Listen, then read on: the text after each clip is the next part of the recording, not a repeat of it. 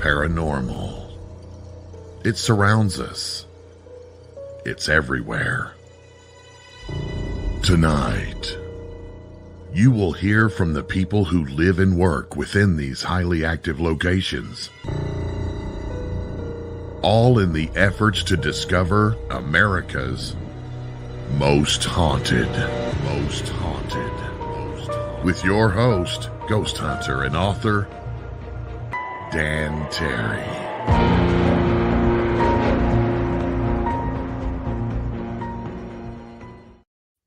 Good evening, guys and ghouls, dudes and demons, and all you creepy creatures crawling in the night. Happy Halloween. It is here. Gosh, I always hate to see Halloween get here because then it's gone and I got to wait another year. My favorite time of year. And for those of you who really like this stuff, the spooky, ghosty stuff, you need to become a member of the Unex Network, where I'm coming from right now, because Unex Network is your home for paranormal podcasts. And you know the kinds of thing I bring in. You ought to see what some of these other guys are doing. But today's guest, I got to go right to her because she is amazing.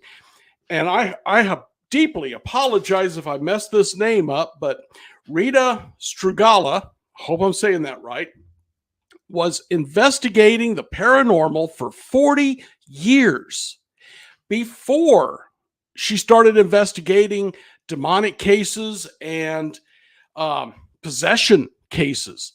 And if you ain't scared yet, you will be before this is over. So she's, for the last 10 years, has been a bishop and an exorcist for the old Catholic Church.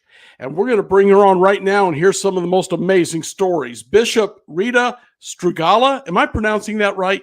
You did great. Oh, good. Because there's a hotel in West Virginia I talk about. I can never get that one right. This one worried me too. All right. So you've been at this for what, near 50 years of ghost hunting and such? Very close to that, yes. So how did you start with this? I don't usually ask that, but you're following a progression that's, to me, kind of frightening. I don't like to deal with demons if I can avoid it. I don't either. I'm sure. But no, I started out when I was like 5 years old. I had my first paranormal experience. Wasn't earth-shattering to probably many people if you heard it, but to me it was absolutely scared the heck out of me. Mm-hmm. And but even as scared as I was, I wanted to know, how does this happen? How can it happen? How does something speak that doesn't have a voice box, that doesn't have a body that you can see? It terrified me. What did you hear? Growing up, we were rather poor growing up, and we were in a very small house up in Minnesota. And we didn't have any air conditioning or anything. I was like either 4 or 5 at the time. I'm not sure really which one. But my brother and I shared a room because we just had like a 2-bedroom place. And my bed was over by the window. His was over by the door. Mm-hmm. In the summertime, people don't know this either. It gets really hot in Minnesota. People think it snows all the time, but it don't. And it was like July or August, I guess. It was really hot. I just know that much. And we didn't have air conditioning. We just had a window fan, or a box fan, I should say, that you can, move. And my parents would put that in our doorway at night when we go to sleep, so we could go to sleep. And then when they would get ready to go to bed, they'd take it out of our doorway, take it to theirs, and presumably we're asleep. Well, it was one of those such nights, and when they took it out of the doorway, it woke me up, and now I'm sweating to death, and I'm just waiting for a breeze to come through that window and can't sleep. But it was in the middle of the night. I don't know if I could even tell time then yet. I'm not sure, but I know it was quite late. It was very dark. Everything was very quiet. Had the window open, just night sounds kind of thing. And I remembered hearing footsteps coming down the hallway towards the bedroom, which wasn't unusual. My parents would often get up in the middle of the night, and one of them would come check on us, make sure we're okay. And so I was expecting to see one of them step into the doorway. And it got closer. The sound of the footsteps got closer and closer. And finally, it stopped right where the middle of the doorway was. Only I couldn't see anything. And I remember my heart starting to beat fast. I'm like getting scared, going like, why can't I see them? Where are they? Where are my parents? Just being a kid. But I was afraid to move. And so I just laid there and just stared at the spot. And it felt like forever. It was probably only a minute or two. And all of a sudden I heard this extremely loud woman's voice say, "You kids stay out of my piggy bank money." I didn't even know Wow. what a piggy bank was. And I just dove. I mean, I dove under the covers. I was terrified. And I couldn't see anything. But man, I just knew my parents were going to come running. How could you not, when you heard this booming voice? My brother's Mhm. right there by the door, never woke up. So the only thing later on, when I got a little bit older and could really analyze it, I could think was it was for me to hear. Mhm. It terrified me. And whatever gifts I had that were open at the time, I shut them down. Wasn't aware I did, but it was, I think when you're that terrified, you can just shut things down. You don't have to consciously know how. Right. And for years and years, I didn't have any gifts, so to speak. But I always wanted to know, what was that? How does that happen? Mhm. We moved shortly after that, but I remember, when I was like 10, 11, 12 years old, I remember going to our library, school library, and looking for anything I could find on ghosts. And it was either Casper the Friendly Ghost or Hans Holzer. And that was pretty much all that was out there at that time. But I read everything I could get my hands on. Mhm. It sounds like my own case. Like you said, I found everything. UFOs, Devil's Triangle, didn't matter. I read it all. Yep. So, Yeah. well, your career in this has taken quite a turn from mine because, like I said, after reading so many books by, well, Holzer was one, Yeah. but I'm also thinking of, oh gosh, I'm drawing a blank now, but he was Exorcist for the Catholic Church. Who, Yes. yeah, Yeah. and a couple of others. Father Armith, I think it is. Was it What's that? Father Armith? Was it? No, I'll think of it here in a minute. He was very famous. He was on Art Bell all the time as I got older. Oh, Wrote yeah. Hostage to the Devil. Yes. Yes. Oh, shoot. I can't think. And of course, I read the book about the Warrens. So I'm familiar with it, and it just made me want to stay away from it all the more. Me And too. you've embraced it. I didn't have a choice. Okay, well, explain why you didn't have a choice. That should be interesting.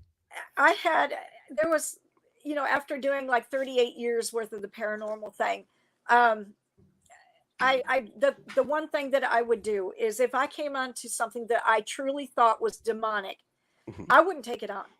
Right. I would absolutely go out of my way to try to find somebody that could help the people that were qualified to do that. I did not feel qualified, did not want to be qualified. Mhm. I tried to stay away from the darkest parts of the paranormal all my life. And there was one year there when it was right about when I turned 50. Things started changing drastically. As you probably know, I don't know. I do know a lot of people have had this same thing, so you may as well. But the longer you're around this stuff, the more sensitive you get to it. Oh, absolutely. Okay. Yes. Well, that was happening to me, and all those gifts that I had closed down for so long were all opening up. And it was starting to get, I was starting to get very concerned about it because I have had my own groups since I was 16 years old. And as my one and only thing about that is that my biggest thing is keeping my people safe. I do Mhm. not want to walk them into a situation that I'm not prepared for and they're not prepared for. If I can't bring them in there and know that we're all going to walk out and not be hurt and be Mhm. okay, I don't want to do it. And that was a big thing for me. Well, when my gifts started, opening exponentially, it was scary. It was terrifying. And I remember because I had moved back home to take care of my elderly parents. And so I left my groups and everything. I had lived in South Georgia at the time. I came back home to North Alabama to take care of my parents. Mhm. And I just got to thinking, I don't know that I want to do the whole group thing again. I don't know that I want to have to be the one to organize everything and deal with all the stuff. I just want to go investigate and have fun and not have Yeah. to work. Well, that didn't work out. I found some groups to try out and stuff, and it just never worked out. And I just thought, you know what? And the biggest thing to me was these people that would go out, they were lovely people. We all had the same interest, but they weren't interested in helping the people. They Mhm. were interested in having bragging rights. I wasn't interested in that. I Right. have I have so many albums of ghost photos and stuff that, I didn't need that. I already had all that I needed as far as to convince myself. And so I was really disappointed in that. And so I started my own group again. And it wasn't long. In fact, it was only a couple hours after I had posted it. This lady, she joined the group. I didn't even know it, hadn't even seen it yet. And I get a phone call. And I'm Mhm. like, okay. And I say hello. And somebody I've never met, still to this day I've never met, was calling me to warn me about this lady that had just joined my group. And I'm thinking to myself, what are you doing, stalking this woman? Yeah. I didn't even know she had joined yet. So it was crazy. She had been in their group. She has phenomenal gifts. And when she approached this lady that called me, and told her, you're not protecting yourself, because she could see the stuff around her, she Mhm. got angry, and that was their falling out. And so I just thanked the woman, and I said, look, you know what, I'll make up my own mind. I'll meet her, and I'll figure it out. I appreciate the call. She kept calling me and kept saying, we need to go to lunch. We need to talk about this individual. And I'm going, I need to meet this individual. Right. So I put a olive branch out to her and said, come meet me. So, and she did. And I was very impressed that she came all the way out to meet me. She lives like an hour away from me in tornadoes. I mean, she literally made this in tornadoes. And I'm like, this lady's legit. She's Mhm. really. So anyway, long story short, we hit it off. We have a lot of the same ideas on things, and she's about 20 years older than I am, and she's seen a lot. She's had her gifts all the way since the time she was little, and they're substantial gifts. But the cool thing was my gifts work differently than her gifts. So Mhm. together we had a much bigger picture. And so that was cool. And she's been with me ever since then. Now, was she able to tell you why this woman had such a hatred for her? Yeah, she said she went and she spoke with her after one of their meetings and told her, you're not protecting yourself. She said, you've got some attachments. They're dark. And Okay. she got very offended and then just started smearing her name and everything else. So, Okay. The name I was drawing the blank on was Father Malachi Martin. yes, yes, Producer just let me know.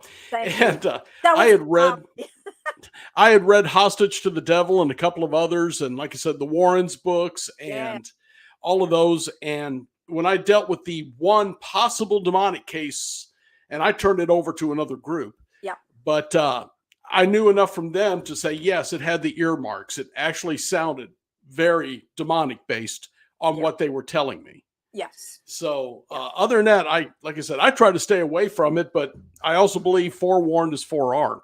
So absolutely. Yeah, you've had some really nasty cases then if you're dealing with these things.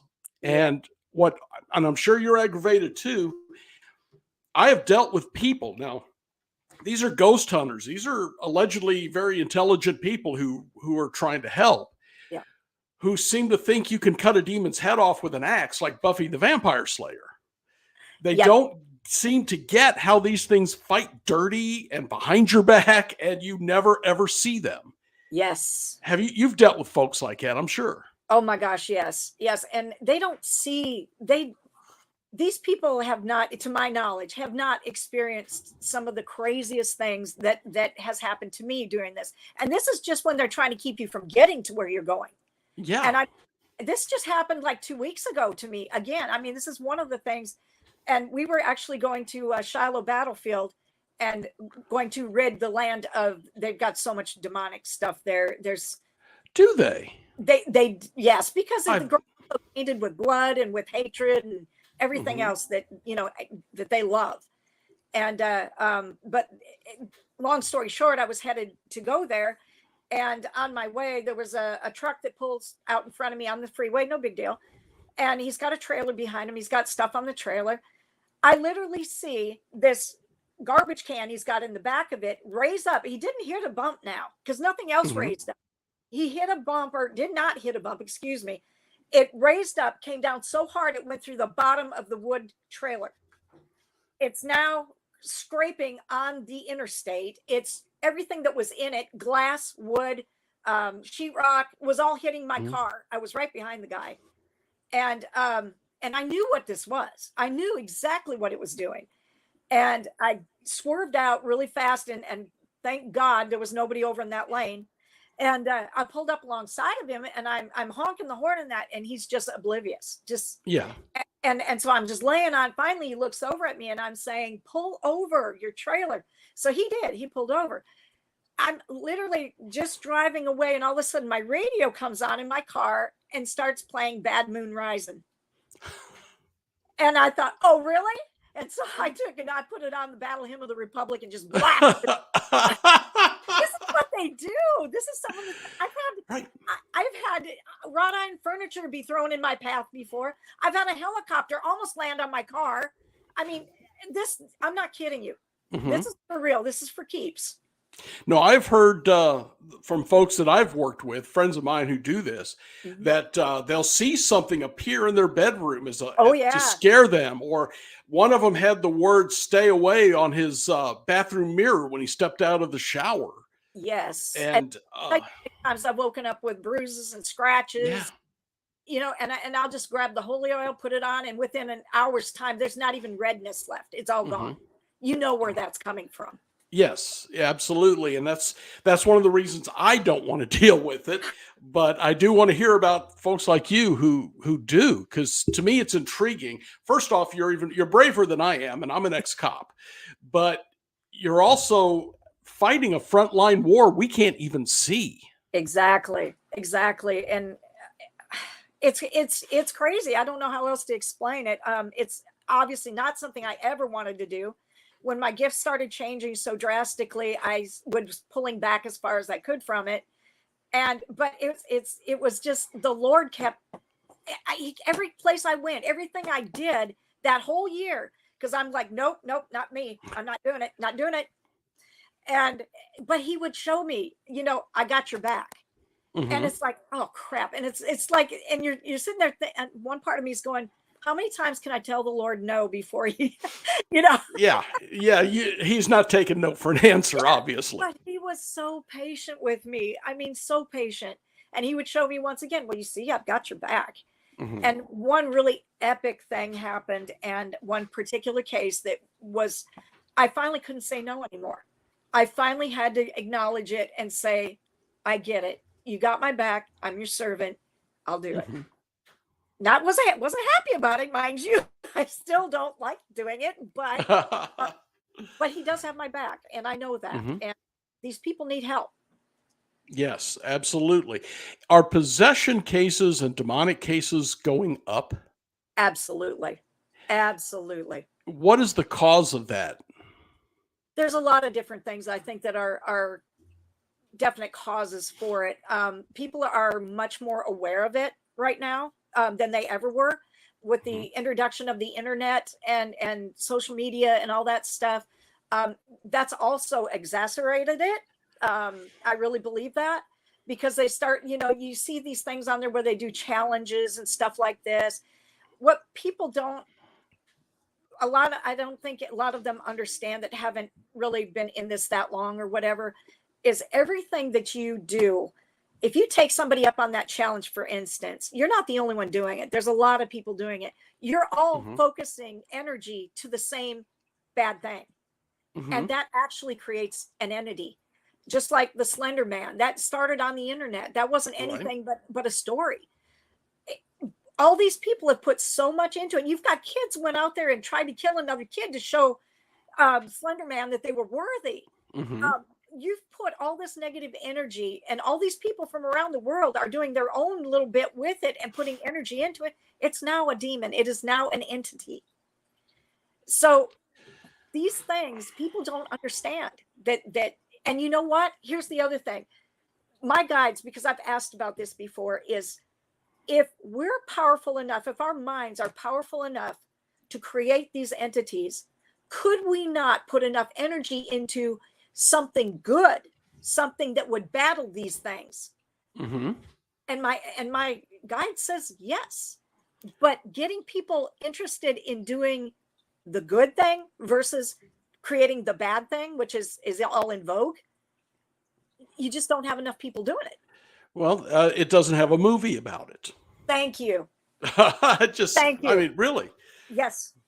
And you've noticed, I'm sure, that and these, I don't believe the vast majority of them are true, but how many demonic cases that people call me for help comes right after that movie with the nun demon or whatever movie comes out, bam, I've got to deal with them. Well, now you know how I felt when they came out with the movie Ouija. Well, I am not personally. In fact, because it's Halloween, I took my Ouija board down off the wall behind me. But I usually have. I'm not afraid of Ouija boards, but I do know you have to know how to control them. You do. And honestly, just saying goodbye it's not closing that portal you've opened. It's just not. Well, for us, it was you say goodbye and then take the planchette off and store it away from the board. Yeah. Is that, there's more? Yeah. Okay. Well, we may have to hit that sometime because I've got a very good friend who runs a Ouija museum. Yeah. Down in St. Louis. So that's what he told me, and I've always bought it. Now, I use dowsing rods myself. I've never used a Ouija I've board. done that too. I've done dowsing. But I've never been afraid of Ouija boards. Just the dowsing rods work for me. Yeah, I'm not afraid of Ouija boards. I'm just afraid of the people using them that aren't up on exactly to close it down. Apparently, I'm not. But my thing has always been a Ouija board's like a handgun. In trained hands, they're wonderful tools. Mm-hmm. If you don't know what you're doing, it's a terrible tragedy looking for a place to happen. And happens frequently. I've cleaned up so many of those messes. It's just, Mm-hmm. What can you do? Well, you sent some amazing photographs and EVPs. Let's start looking at those. Race, would you throw one up for me?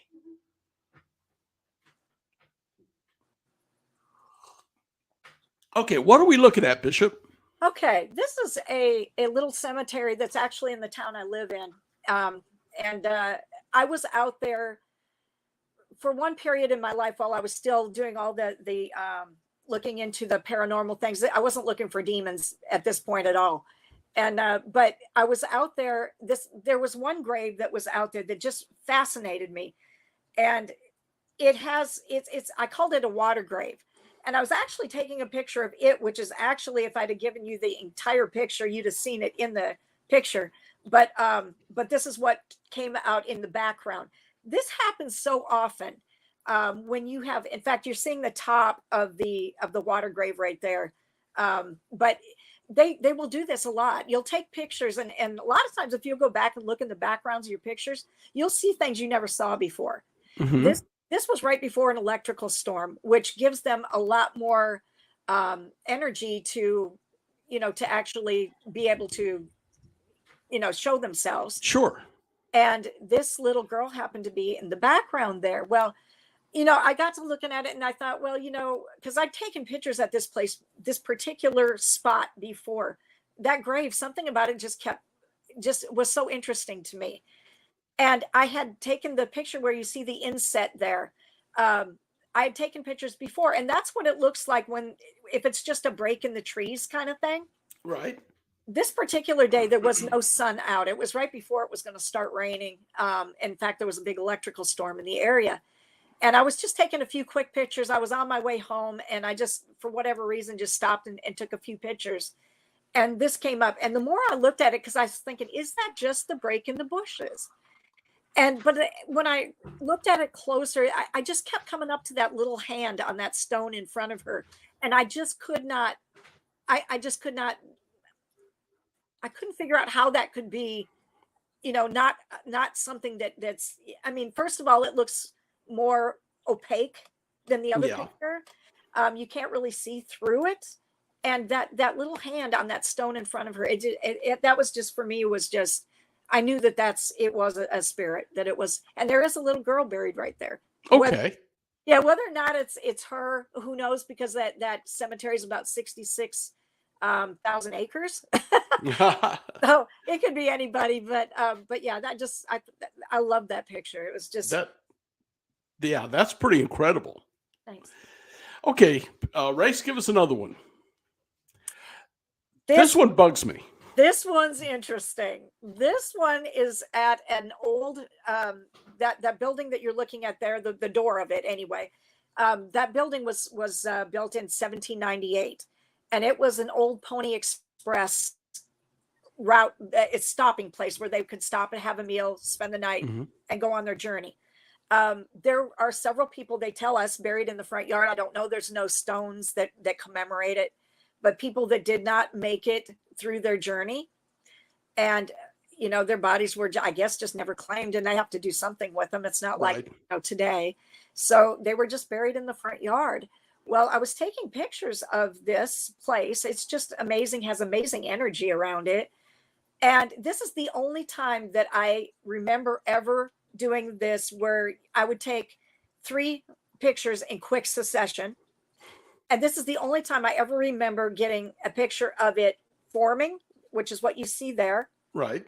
The second one in the images is of it actually evolving, and you can see a clear face on that thing. And then the third and last picture, and this is all in a time span of 2-3 seconds, was where it was dispersing.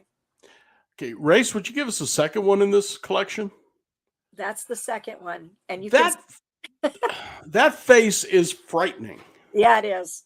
You don't think that was demonic? I can almost make out like an old television devil kind of face. I thought the same thing. I did. Yeah, it's like really creepy. Complete with a goatee. Now this looks more human. Yes, and this is when it was dispersing. And I was reflecting on how lucky do you have to be there in just that second to catch all 3 of those frames. Because that's never happened to me again. I mean, that's the only time that's ever happened. But I just thought that was a really neat thing to display of just how quickly that they can just form and evolve and then disperse. That is incredible. That's awesome. So yeah, I've never gotten anything nearly that good. And I know I've taken thousands of photos on 4 or 5 flash drives or external drives. Yeah, I can commemorate. I've got so many, it's ridiculous. Okay, Race, throw up another one. Okay, this place was crazy. This place was a place in Tampa, Florida. A mortgage company had contacted us and wanted us to go in. They had sold this house to a family. The family was there 3 weeks, up and left. Every bit of belongings they have still in the house. They left, and they refused to pay on the mortgage. They refused to ever go back to the house. And they claimed that they sold it to them in a haunted condition and that it was unlivable. So they contacted us and wanted us to go in and do an investigation and see if there was just anything at all to the claims that these people put. And some of the claims were like, it was really borderline demonic. The voices through the vents, the black shadow people that they were encountering, they were getting scratched, they were getting pushed. It was not a pleasant haunting at all. Well, we had gone in and I was taking pictures, and I saw one of my investigators come out of one of the rooms and was going to head down the stairs. So she's on the second floor landing. When I got the picture, it actually has a shadow that stepped in front of her when I took the picture. So what eventually came of this case? Oh boy. There's several pictures of this particular one. But I got a shadow person outside. Before we ever even got into the house, there was an ectoplasm blast that went right past us. And I've got a picture of it in there as well. But there, go ahead. I'm sorry. Race, would you go ahead and switch a photo, see if we have another one from here? All right. This is an EVP session I was doing on the same landing there with another member. I'm the one that's sitting or if you're facing it, I'm actually on the right. And I was doing the EVP session, and somebody snapped this picture of me and the other lady. And when I started looking at the picture, I thought, something's not right here. And when you zoom in and do a close-up on it, you will see a little hand coming out from under my chin trying to touch my hand. Wow. Yeah. Yeah, it was creepy. Okay. Okay. Ray, set us up with another one. I had walked outside. It was around 1 o'clock in the morning, and I just took some photos around the outside perimeter of the house. And I happened to get this one, wasn't in any of the other pictures, is a black shadow figure in the bushes right beside the front door. So what became of this investigation? Was it demonic, or is it just really mean ghosts? We had people that were pushed, slammed into walls while we were there. We had the awful sulfur smells.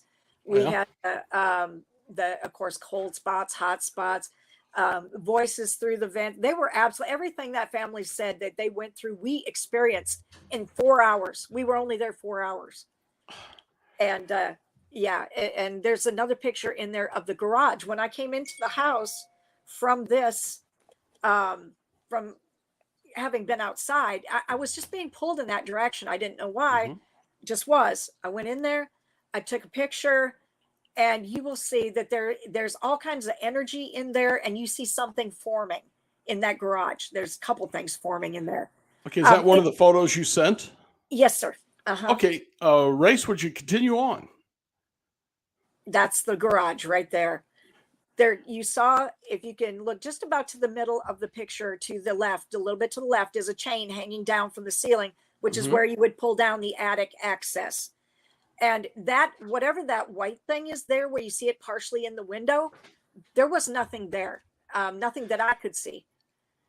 So that is something forming there. And then up on where the garage door, the thing over there on the other window on the other side on the right, if you look up above that, you will see something forming on the roof up there.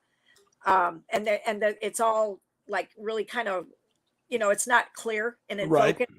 That's all the energy as well. Okay. That place was unbelievable. And that family, I would have done the same thing. Okay, what did the company do for the family? Was they able to get out of making the payments? I'm not really sure. Okay. They wouldn't tell us what action they were going to take. I have a feeling, I don't know this for certain, but I have a feeling if they pushed the family on this, the family would have taken them to court, because it is a law that you have to disclose if a place is supposedly haunted. That's only in New Jersey, isn't it?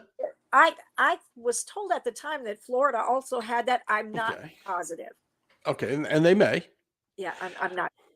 All right. Race, do we have any other photos? Oh my goodness, this one's a good one. Looks like a chicken foot. Exactly. We had a case that was coming up, and the way that my gifts work, and Colleen, she's the girl I was telling you about that had joined my group way long ago that they were trying to keep out. Right. She is the one, she can actually see these things. I mean, she sees them as clear as you or me, and just as solid. God bless her, because I'm glad I can't see that. I agree. Because I don't think I could stand in front of them and if I did. But normally what happens with us when we get a case, usually I will contact her, and the only thing I will say is, we have a case in Huntsville, Alabama. What are you picking up? And I will just be quiet for a few minutes, and she will get her impressions, and then she will tell me what the impressions are. I will write them down, and I will go off that information. I will ask my guides, what is the best way to combat this? What is the best way to go at this? I assume that there's always an ambush. When it's a demon, they're always looking to ambush you. So I'm always asking my guide, what kind of ambush are we walking into? If I use this, or should we do that? I get an answer that way. People will ask me a lot of times, well, aren't you afraid that maybe your guide is demonic or something? I'm not, because I can feel the energy. My guide has a certain smell that comes with them, so I always know it's them. Also, I have the feeling, I can feel the difference between negative energy and positive energy. And then you've got Colleen that can actually see these things.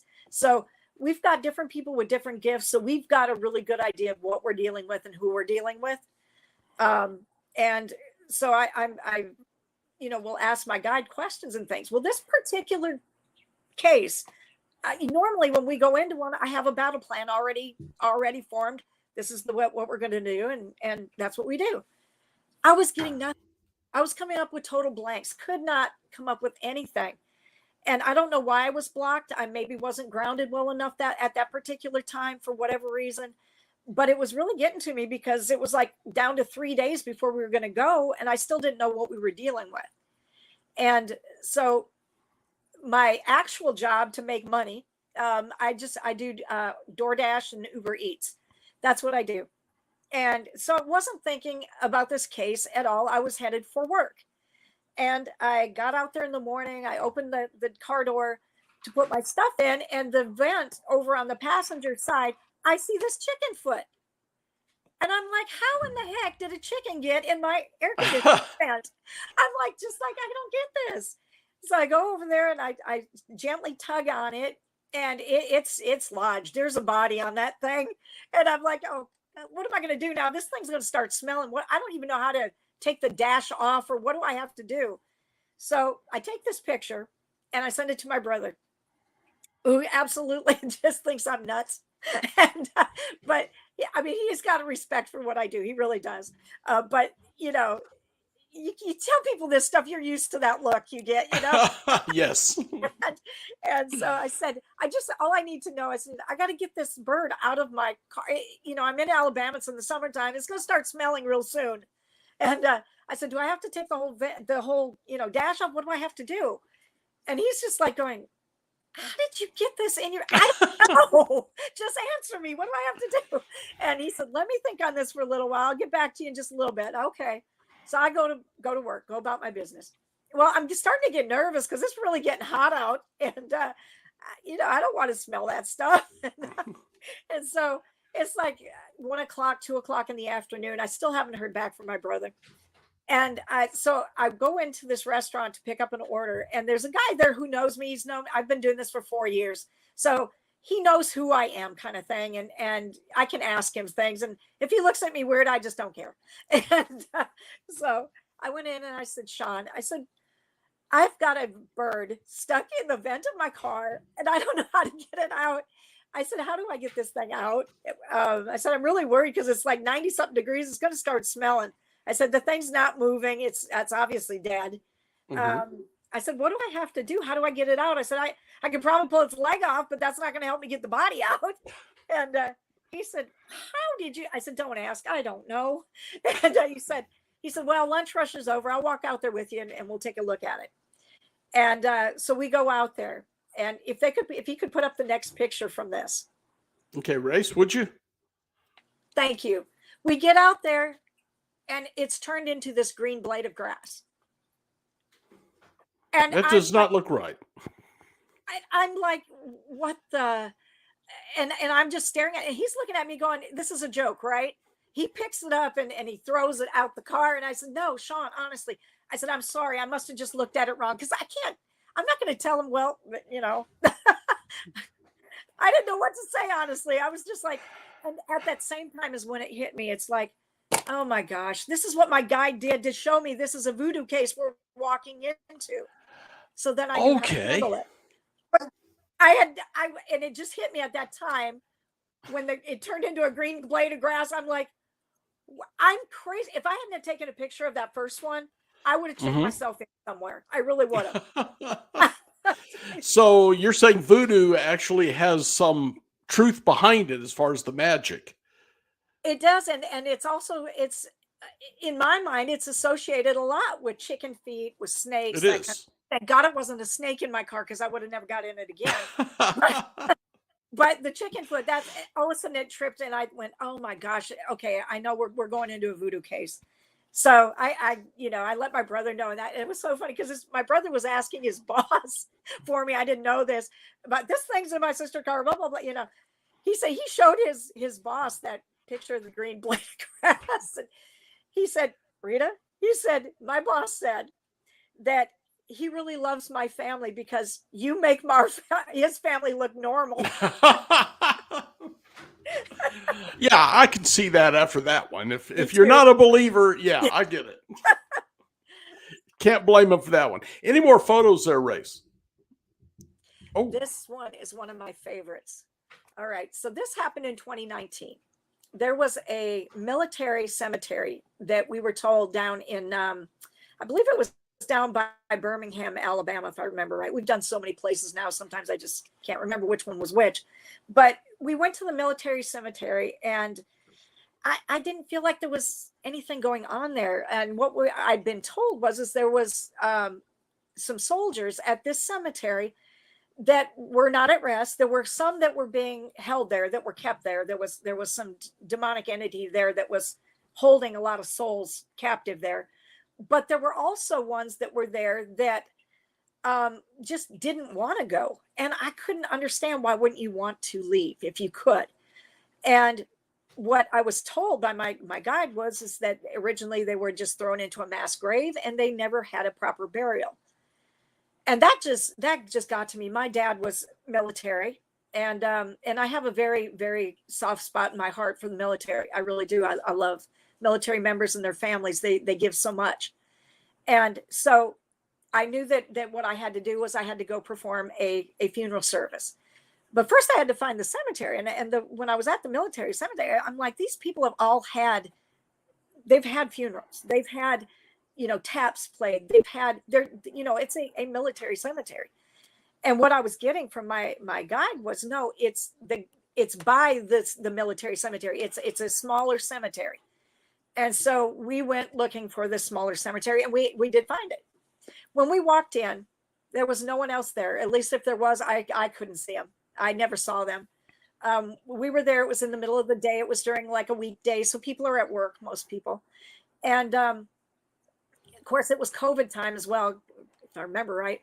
So maybe it was 2020. Yeah, it was in 2020 then. Okay. Anyway, so I knew I was going to do this military cemetery or a funeral. So I brought my dad's flag with that he was buried with, that they give you at time of burial. I'll get my stuff together anytime now. And anyway, so we had the tricorner flag. I also had some medals, military medals that I wanted to offer to them. And I was juggling all this stuff. I also had my communion stuff. We always do communion. And so I was juggling all this stuff. And as I'm walking out my door, I'm going, oh, shoot, I need a bowl or something to put these medals in. And so I just happened to see my dog dish that I had washed and dried that morning. And so I grabbed it, and I'm thinking to myself, surely they won't be upset with me on that. Surely not. Why would they be? So anyway, I just grabbed it, and out the door I went. So we got there. We finally found the place. We got there. I walk in, beautiful day. I see this cross that you're seeing on the picture right now that somebody had made. It was like 5.5 feet tall. And it was just gorgeous. I loved it. And I thought, this is the perfect place. We're going to do it right here. So I laid the flag down at the foot of the cross there. I put on the arms of the cross, I had put up there our things for communion. And I also put the dog dish on top of the cross at the very top with the medals in it. And so we did communion. I did the funeral service, and it was beautiful. I played taps. When I played the taps, I saluted them the entire time taps was on. And I had invited them to come up and please take a medal, that they had more than earned it, and that we were proud of them, and we thanked them for their service. And once taps was done, I picked up my camera and I just started taking some pictures around. I was standing right there. I didn't even move. I just pivoted around and took pictures. And I put the thing down after that, and we got ready to leave. And I really didn't look at those pictures. When I got home, I started looking through the pictures, got called away, and never did see this picture. It was a month later that I saw this picture. Okay. And I'm going, wait a minute. I'm going, what is in the dog dish up there? There's this light coming out of the dog dish where the medals were. There's the close-up of it. And I don't know if that was a spirit that was taking one of the medals. I don't know if they were showing appreciation for it. I'm not sure what it was here. I had another person tell me that they thought it may have been because they had dogs and things that were in service with some of these people as well. And maybe it was the dog dish itself that they were appreciating. I don't know. but I thought that was pretty awesome. Mm-hmm. I just never seen that before. Never had that happen before. And so that was pretty cool. Well, one of the other photos that I got was in the cemetery, was in the back part of the cemetery. And I've got a photo on here of it, if he wants to play it. There we go. And there's a being of light in the back of the, and he was just watching the service. And I was like, what? I mean, this is like as close to an angel as you can get. I'm not sure. And then there's a close up of it if he wants to put that up. There we go. And this it looks like he's wearing some kind of a robe. I can see his foot. I can see the arm. I don't know if he's holding. Somebody said it looked like he was maybe holding a child. I don't know. I just know that it was an awesome photo, and that place felt so good. It felt, I would expect to see an angel there. I really would. It felt that good once we got done with the place and got rid of the negative stuff and released the souls. And this could have been one of the persons that was helping those souls to go over to the light. I'm not sure, but I just thought it was a pretty cool photo. Yes, it is indeed. Any more photos there, Race? Nope, maybe not. All right. Well, we got some EVPs you sent. Maybe we can get him to play one of those for us, and you can tell us about this one. Can you tell us your name? It actually said to ask you. Yes, it Is did. that what I got? Yes. I was doing we were doing a case in Cherokee, Alabama, and they were reporting activity in the master bedroom, in the kitchen, and there was outside was also another hot spot. And so I had Tracy, one of my investigators, in the master bedroom doing a EVP session. I was out in the kitchen doing an EVP session. We were both asking about the same questions. Well, it was funny because I lived in South Alabama, or South Georgia, excuse me, at that time. So I'd driven a good 9 hours to do this case. And I had driven back home. We had got the case done. I had to go back home. I had animals and things to take care of. So I went back home, and I just walked in the house. I hadn't gone through any of my evidence or anything yet. I just walked in, and the phone rings, and it's Tracy. And she said, "Have you gone through any of your stuff yet?" And I said, "No." And she said, "I got something you need to hear." I said, "Okay." So she puts it on, and you hear what she said. She said, "Can you tell us your name?" And it very clearly says, "Go ask Rita." And she said, "So I'm asking you, what's his name?" And did you know it? I did not know it. I asked the same questions in the kitchen, and one of the questions I said was, "Would you tell me your name?" And there was no response. Okay. And then the second question I asked was something like, "Will you show up on our pictures?" And said, "No." I think we have that one, don't Yeah. we? Okay. Race, would you hit the other one? What is your name? Will you let me take pictures of you? Will you show yourself to our cameras? No. And now that was not the same voice either. No, and there is something in the background, other voices in the background. Are you catching that? Yes. That place was crazy. There were way more than one spirit there. Okay. And it just so happens that they also lived like just a few yards away from a cemetery. So. Okay. Well, when I bought this 10 acres here on top of a mountain in North Carolina, there's a cemetery here we're taken care of, but it seems very quiet. I love cemeteries. Mostly, they're usually pretty peaceful, I find. There's some that have problems, and we try to take care of those, but for the most part, they're peaceful.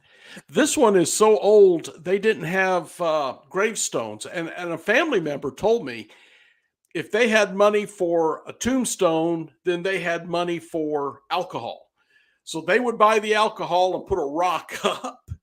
But there's 2 marked graves, and the rest are all big stones on the head and foot. And it does have a creepy look about it, let me tell you. Yeah.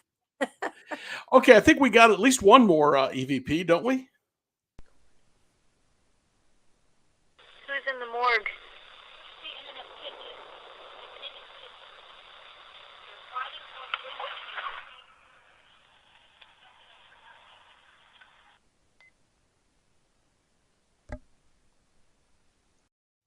This Okay, place, what was we hearing there? okay, this place that we went to was a radio station asked us, they were having all kinds of activity going on. And it was actually homed in a old 1800s antebellum type house. Wow. Now, I'm walking through the place and I'm going, it's no wonder this place is off the charts, because they've got these huge generators. They've got all this huge equipment, just everything they need to, to be, it gives them all the energy they need. It's a smorgasbord of energy for them. Absolutely. And it's like really right on the river too. So it's like, my goodness. That's a trifecta. Yes. And the thing is this house being so old, it was pre-Civil War, and it was at one time it had been a just an actual house for a family. Then it had become a field hospital for during the Civil War. There's a lot of limbs buried on the place and stuff like that. And downstairs in the basement part was where the morgue was. And so while I had other people going through the house doing, they had wood floors and stuff. So I didn't want to be in there contaminating my audio. So I went outside and I saw a vent that goes underneath the house. And just for the heck of it, I put my recorder under there and I said, who's in the morgue? You get this. I don't know if I'm not sure what kind of dialect that is, that first one, but it sounds like it was a woman, and it sounds like she's kind of excited. Something about something in a kitchen, something like that, or pictures in the kitchen, something like that. I don't know. Okay. Yeah, we were taking pictures in the kitchen. I don't know if that's what she was talking about, but the cool one was the one right after, which was a totally different voice. Sounded female to me, but it said, "We are fighting for freedom." And I thought, Intriguing. yeah, Civil War. Yeah, you sure were. Well, that could have come from any war. World War I, II, True. Spanish-American War. I mean, the government tells us that every time. Yeah. So even the Cold War was for freedom, and Vietnam, I don't know who we were freeing, but okay. Yeah. Oh, Race, would you play that one for me one more time now? Who's in the morgue?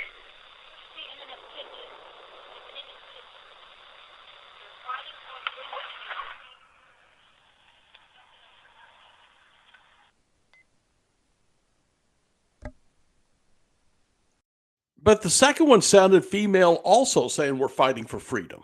It did. Yeah. I thought that too. And I thought, that's pretty neat, because oftentimes you don't hear about anything about the women during this war. The men went to war, the women stayed home or whatever. I don't know if she was, happy because, or not happy, but that she was, part of this, that she may have been a nurse there. She may have helped, who knows? I don't know. But I thought it was interesting that it was a woman's voice rather than a man's voice. Well, Bishop, we're almost out of time, and we have taken up this whole show on the little bit of evidence you sent because it was so incredible. If you had just a minute or two to give advice to people on this Halloween season, what would it be? Be careful. There's a lot more evil out there than ever before. Just, don't open yourself up to something that is going to make you regret that you were trying to have a good time. These things that you see on social media, challenges kind of things. If enough people, and you got to think how many people are actually watching these things, how many people are actually putting energy into it, it can make an entity and it can ruin your life. Okay. Just be careful. Have fun, but be careful.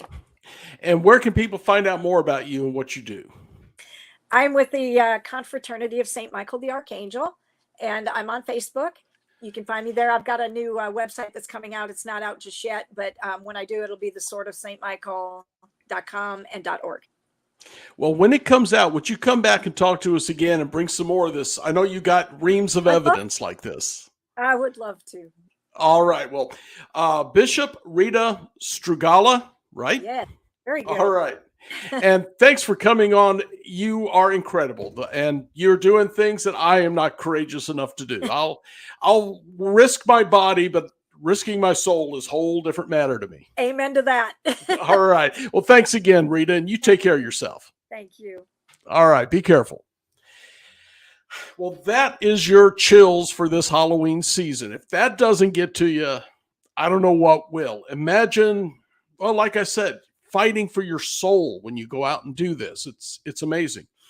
And if you folks out there like this, if you like the spooks, the tingles down your neck that we get here, why aren't you a member of the Unex Network?